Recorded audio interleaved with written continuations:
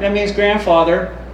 And he spoke Dari, and of course I was trying to learn it and everything, but he would guard my gate and frisk everybody down every time they came in to visit me or see me, okay? So when the gate doorbell rang, there's a wall you can see up there, it only was about 8 feet tall, but all the houses had walls around them and usually a gate security guy or guard. And we bought him that uniform and he wore that thing every day.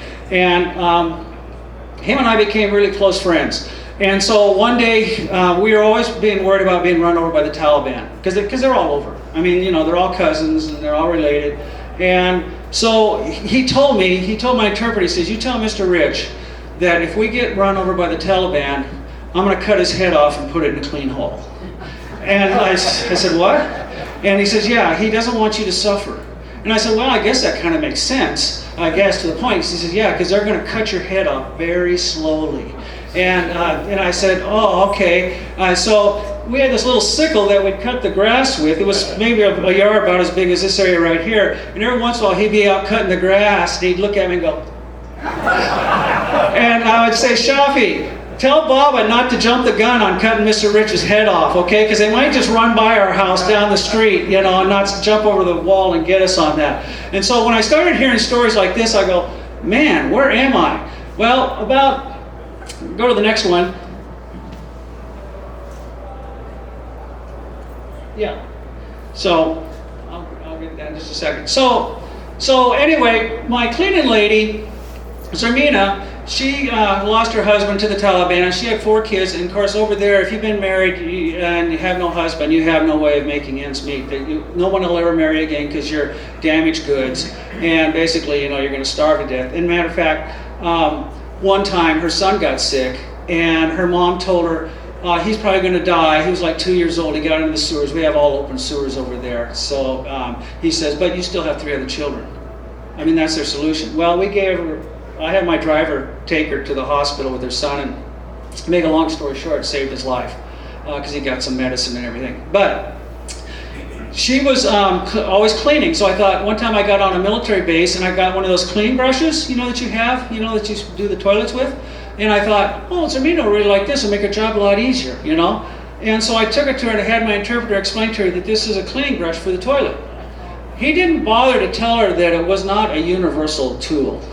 And so one day I go by, and Zarmina was always, she was maybe a little bit off, not her fault, but that she'd been beat up by the Taliban and stuff. And so she was in there hum-ha singing, you know, in the bathroom, and I looked over and she, oh, yeah, she's grabbing my brush. And she grabbed my little brush and she went around the toilet and cleaned that like that. And I went, well, good for her.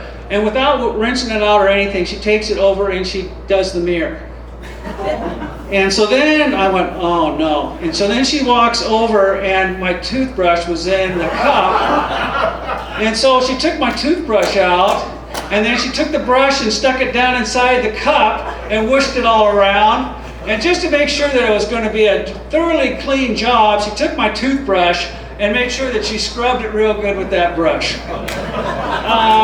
Needless to say, my wife was sending me cases of Imodium AD over there all the time. I couldn't figure out why I was constantly sick all the time. But, you know, those are the kind of things that, you know, you think you're explaining something to somebody, but she lived in a mud hut, had no electricity or anything. And one other thing I had is, being a stupid, naive American, she always wanted all of our plastic bottles. And for water bottles, because we didn't drink the city water or the local water. And so I said, sure, you can take them. I figured she was recycling somewhere, you know. But what she was doing is she was taking them home and burning them in her little wood stove. So can you imagine all that plastic smoke with her and her kids and everything? I mean, that was her only source of heat. So when I found that out, I was kind of a little bit, you know, taken back on that. But there again, going along with this story right here, I flew out to, it's a place up in the, if you guys ever seen that movie like Lone Survivor, some of those up there, this is up in the same place. It's up in the Pesh Valley up there in Kundar up there. I actually had one of the people, you always have to be careful because fact, fiction, myth, you always have to be kind of concerned about, is it really true or is it a, you know, a wives' tale? But supposedly those mountains up there have some of King Solomon's mines. And I thought, well, it's so far away, but then I remember seeing a thing from King Tut's tomb that some of this lapis stone, the blue stone, came from Afghanistan. So possibly could be. But anyway, they built this column here for this building that where I was doing, and they didn't put any rock in the concrete. Okay, so it's just falling apart. And this is a brand new one. So I went to the contractor with my interpreter and I says, you know, you got to tear the columns down and re-pour them. And I walked away to look at some other little buildings, and I came back and I looked at that and I said, are you kidding me? And so I don't know if you can see it, but the guy's got a sledgehammer in his hand, and his whole idea is that he's going to just keep knocking the concrete from underneath his feet and just keep working his way all the way down. What you can't see is there's like 4 pieces of rebar that he's almost sitting on. You know, the steel coming up. So I knew the guy was going to die. And so I went over there and I said, but I had to take a picture. You know, I just couldn't stop from doing that. So I took a quick picture and went over and said, please get him down. And I said, he could die. And I talked to the Afghan contractor. He goes, yeah, so? He said, you know, there's plenty more where they came from. And over there, you'd soon realize that the tools and the material was more valuable than the person. And so, but I just thought, you know, that was his idea of how he was going to bring down that column. Of course, you know, probably after I left, they probably went back to doing that. Okay, next one. So then go back to this next one. This is a good one. Okay, one more back. Yeah, there. So here I am at this other base, and we're building this brick wall. And so like the construction trade architect that I was trained to be, I was explaining to all these workers here how you're supposed to lay bricks, right? And you're supposed to butter them on both sides with the masonry and then put them down. And they all thought, okay, and I thought, boy, I did my job. You know, this is when I first got over there in 2008 and 9.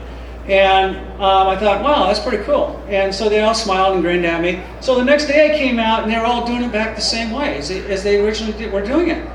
And so I went and got the interpreter and I said, hey, didn't they understand that? And then I also had to water down the bricks and stuff because it's so hot. But I said, didn't they understand that I'm supposed to put mortar all the way around all the bricks? And he went over and talked to the guy with his arm up like that. And he said, Mr. Rich says that you guys need to put mortar all the way around the bricks.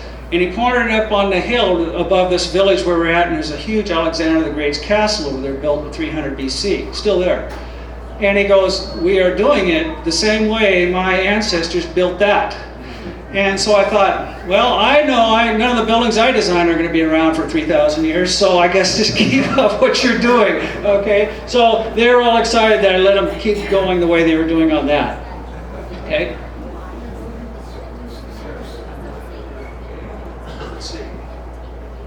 Okay, yeah, let's go back that one. So people had asked me about when I went out about what did I carry around? So when I was out and about in my backpack, I carried all these kind of tools. You know, I know you can't see it, but there's calculators, there's measuring tapes, there's eye levels, and just different kinds of tools like that I could go out and kind of check the workmanship or check the different types of things that we were doing. One of my favorite things was always when the State Department or somebody else from the government would come over there and they would go, these stairs are crooked. They're not all the same distance apart. And I go, what did your drawing say? And they go, 7 to 9 inch rise, that's that much, for each step. And I go, yeah, and there's 7 to 9 inches in each one. You didn't put down they had to be equal. And so you'd have one step to be 7, one to be 9, one to be like that. And you didn't put that they had to be level. You know, you guys got to put that in the drawings if you want that's the way you want it to be done. Plus they can't read it anyway. But, so I would go out and do all this kind of stuff with them, and I would usually try to get that, and I would call that kind of construction Afghan good. Okay, the next one. So here I am using my little tool, and I'm just checking the rebar, because a lot of the rebar came from Russia, or it came from Pakistan, well, Russia to Pakistan, over. And what we always had to watch out for, which I always kind of thought was interesting, is we weren't supposed to buy blackballed nations materials. So like we couldn't buy stuff from Iran, and when I'm over on the Iranian border, where am I going to get it from? You know, even like the water bottles. So I had one time a colonel came in, the DFAC, he's drinking, he's giving me a lecture about don't be buying any material. So I'm doing the best I can, but you know, I can't be out on every job all the time. If they buy concrete from, you know, Iran and bring it across the border, which is 100 miles away, when I go out, I'll try to stop it, but some of the stuff's already been poured, and we got to move on. And he goes, well, that's just intolerable. And I said, okay, why don't you look at that water bottle you're drinking now, Colonel? Where does that say it's made? He looks at it and goes, ooh, Iran. I go, yeah, hey, I had nothing to do with that, So, just you have to kind of do the workarounds on some of those things. So let's go to the next one. Yeah, 2 more minutes? Okay, so I got 2 more minutes to go through what I did over there and how I worked on the different types of things that I had. And so one of the things I had when I would go out on these missions is, and I remember somebody in here saying that they were EOD or something like that in here, and I kind of caught that, is we always had to worry about roadside bombs. And so one time I said, I got to go out to Bagram. We've heard about that in the news. And I said, I got to go out there and work on a little project outside of Bagram. And they said, what day you want to go? I said, how about Wednesday? Okay, sound good. Tuesday along that road, a car blew up and killed 5 people in it. Okay, when we went out Wednesday, we drove by it.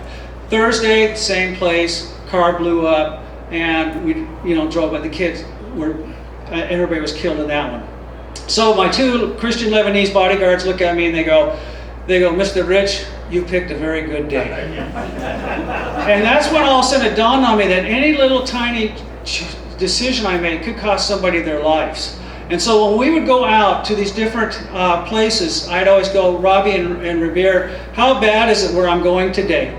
And it finally became kind of a joke. They go, Mr. Rich, I think we're going to see Jesus today. And I said, wow, I don't mind seeing Jesus, I just don't really want to see him today, on something like that. And so finally, I'll leave you with this story. The first time I was blown up, I was blown up a couple times. Fortunately, not too much damage, maybe mental, but not too much other stuff. I was talking to this Afghan general. And if some of you follow the history or maybe been to Afghanistan, there's the head of the Northern Alliance was General Dustam. This was his nephew. He was also a general. And he was kind of, watched over me, I guess. And so we're standing there and he's telling me how safe I am in my little house. About that time, a car bomb goes off. And I look up and it looks like an atomic bomb. And all I remember is this huge heat shock wave coming at me, knocking me over, blowing all the windows of my little house inward, and then the shock wave going back sucked the 2 front doors off my house into the yard. And all I kept doing was looking up, waiting for a car or something to land on top of me. And so General Scheer pulls me up, looks at me, and he goes, what, Mr. Rich? We're still alive, aren't we? And so after that, I kind of realized that I really didn't have a whole lot of control, a little bit, but not a whole lot of control of where my life might end or might go. So that was kind of one of the major experiences I had over there. So with that said, I could talk forever and ever. Just leave for questions. Yeah, so does anybody have any questions about what went on over there at all? Anything? Yeah. When's your next engagement here? Oh, I mean talking? Yeah. Scapoo School, you can show up any day of the week. No, I just whenever they come about, people ask me to come and talk about them. Sometimes they'll have me come and talk about a certain topic, maybe education, maybe they'll have me talk about human rights type of thing. I mean, how the people were, what we ate, what we did, the military. I was fortunate enough to meet one of my nephews over there, and I was able to buy a ton of energy drinks for them and sneak it on base for them. And then when I left Afghanistan, I was over there for 4.5 years straight. My wife would meet me in Dubai, and then I'd fly there, and then I'd fly back to Afghanistan. So I came back, I was a little on edge. And fortunately for me, I was able to get a job where I worked 2 years up on the Russian border in Kazakhstan. And I'll just leave this with this quick note and show you how naive I am and what goes on. So I was building this little outpost all by myself. And they're 20-man outposts all along the border. And I asked them, I said, why am I doing this? And they said, because we're worried about the Russians coming in and taking us over. This was 2018. And I said, no. I mean, come on, you guys are modern. You're not like Afghanistan, third world. You guys are first world. You guys got military, you got weapons, you got all kinds of stuff. And they said, no, we're really concerned about it. Well, fast forward, and I thought, wow, they really had something to be concerned about. But anyway, that's another story unto itself, my 2 years up there. But Anything else? Any other questions? Yes. You got a letter of commendation, didn't you? Yes, yes. What was that about?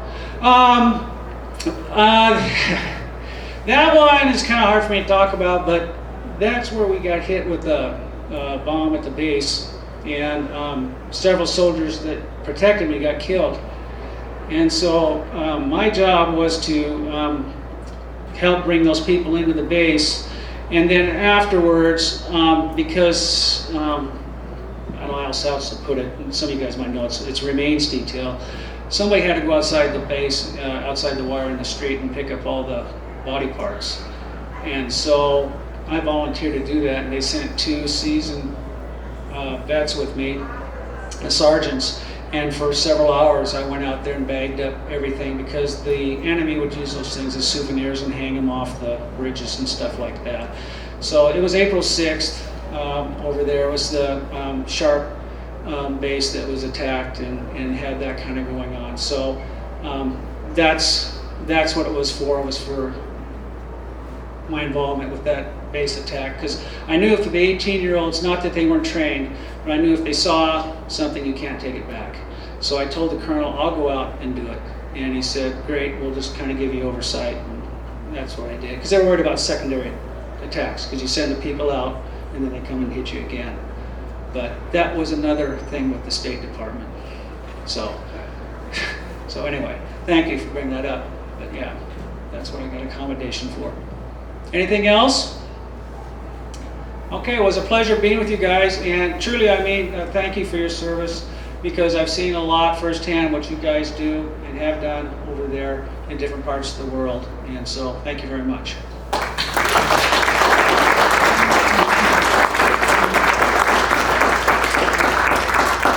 Do you want this? No. Okay. Nope, I've got the raffle ready. So anybody else got a business card or want to fill out, put in here. This is for, Just want our name. yeah, this is for a free book. And somebody to win something here. And then I have books for sale. We've got softback, paperback books for $12. We've got hardcover for $15. So let's see. She's not on, I think she is. Frank Salentino? There you go. You get a book. Would you like soft or hard?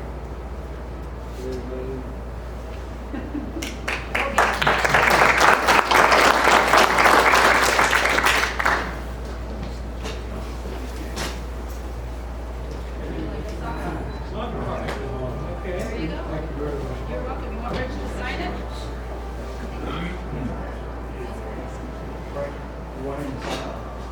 Oh, yes.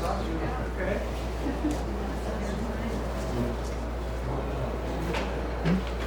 With Frank? Frank? Yes, Frank. Okay. We do one more? Let's do another one. Let's see who else can I get? There you go, Frank. Thank you very much. You bet. Enjoyed your presentation. Thank you. Rick? Good job. Oh, thank you. Rick Randalls? There you go.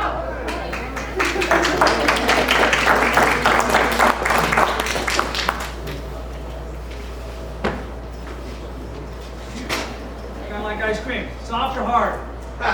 Soft? And isn't that the most important thing on a Saab? Is the ice cream machine? Well, that's what I've been told. Okay. Yeah. What's your name? Rick. Rick.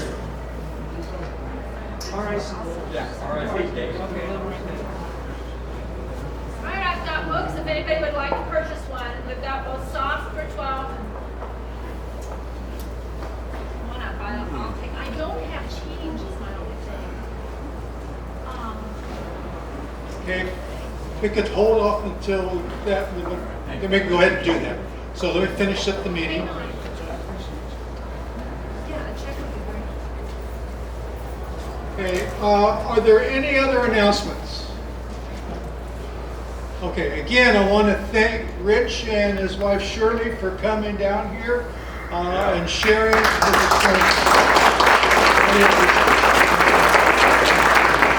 And if you want to get a book, then they'll be more than happy to sell you books down here. So anyway, thank you so very much for coming, and we will see you next month. And Mark, April. Thank you. If you want to see over on this table here, these are some of the hats I wore and the scarves I wore when I was over there in Afghanistan. Oh, okay.